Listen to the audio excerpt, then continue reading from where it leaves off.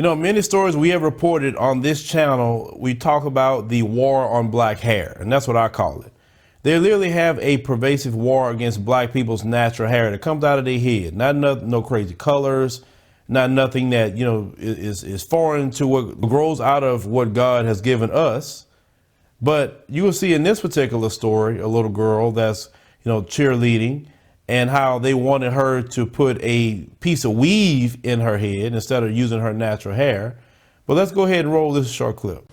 It is easily a 2-hour process. Not only does styling Naima's naturally curly hair take a lot of effort, but it can hurt. I have to literally use a hard brush and pull her hair back into the tightest ponytail I can get it into. That's why when her cheerleading coach asked her to attach a hairpiece on top of a ponytail, she reluctantly agreed.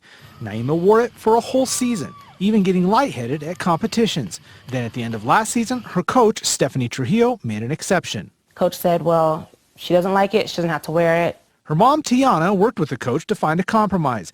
The coach seemed to like the idea, that is, until the start of this season. The coach was like, well, we've changed the hair. We need her to buy the hairpiece, so we need $20 ASAP. Tiana says she refused because she felt like the coach was going back on her word. Then she says the coach called out her daughter at practice. And the coach continues and asks the other teammates, like, how do you feel that this African-American girl gets to wear her natural hair? Tiana asked to meet with the coach, but then Trujillo kicked her daughter off the team. Coach Stephanie Trujillo of Diamond Elite sent a letter saying that Tiana was dismissed because she was making threats towards the program and staff. She also provided a screenshot of a comment Tiana made where she says Stephanie crossed the wrong mother and that she wants to make an example out of her. She also said she thinks the coach could lose her license because she's not medically cleared to be a coach. The letter even threatens Tiana with a restraining order. Tiana says that statement is taken out of context. She was just trying to defend her daughter. She says she never threatened anyone. Because I've worked hard to not become that person that, unfortunately, black women and black men are portrayed to be is violent. Naima doesn't want to cheer anymore because she doesn't feel welcome in the cheer community. Her mom just wants an apology. Whether they're white, black, Asian, curly hair, straight hair, no hair, I think all girls should feel supported. When a black person stands up and defend themselves and state that it's not about the money, that they're going to get an attorney, and that this particular coach shouldn't even be coaching anyway because they haven't been medically cleared, that's not a threat. They're just telling you what's about to happen next, legal action. So when a black person talk about getting their attorney and take a legal action against you, it's a threat. But, you know, white folks do that all the time. They'll tell you, well, I'm going to get my attorney and we'll just handle it from there. You know what I'm saying? Anytime a black person wants to stand up for their children, and they have a right to stand up for their children, that's what you do. But you see how the coach has singled out the little young black girl, and you wonder why a lot of times black children have a complex. We need our own cheerleading teams, our own volleyball teams, basketball teams, football, track.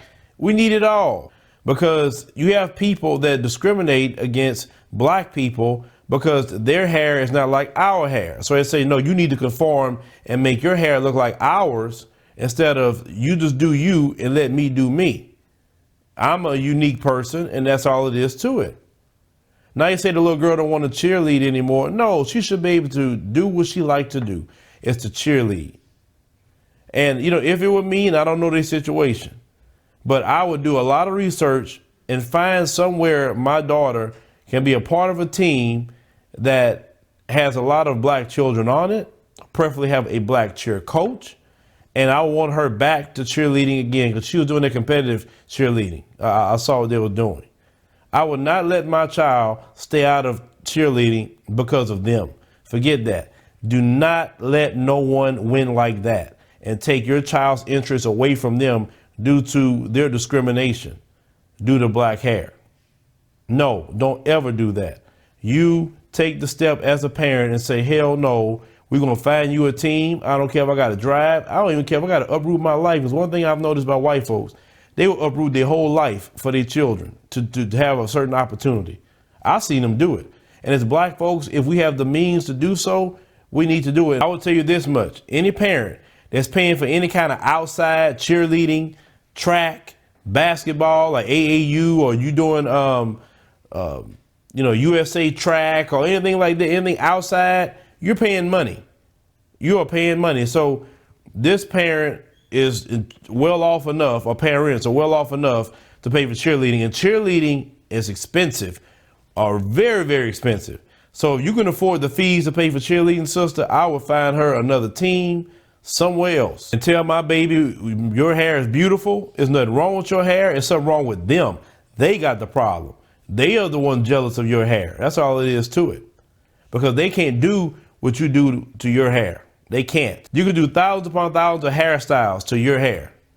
And that's what a lot of it is, the versatility of black hair. I will still get my lawyer and handle that, while I'll be finding my child another team to be on that's preferably led by a black woman and with other black kids on that team. At least I know that when my kid is on that team, I won't have that problem, because that's stupid. Judge people based on their ability, judge people based on, their overall character, that's fine, but not no hairstyle, because a black child has different hair than you. Leave me a comment, let me know what you think about this particular story with this little girl and this parent. But, what this sister said toward the end, forget them people when they talk about the angry black man and the angry black woman. You have every right to be angry. You have every right.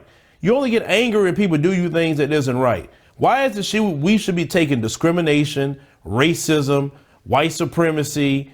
Why should we be taking that and just having a smile on our face? Forget that. Every other group around here get pissed off when they treat it wrong, but black people, the angry black man, the angry black woman. Well, if you leave us the hell alone, we'll just be smiling, doing our thing.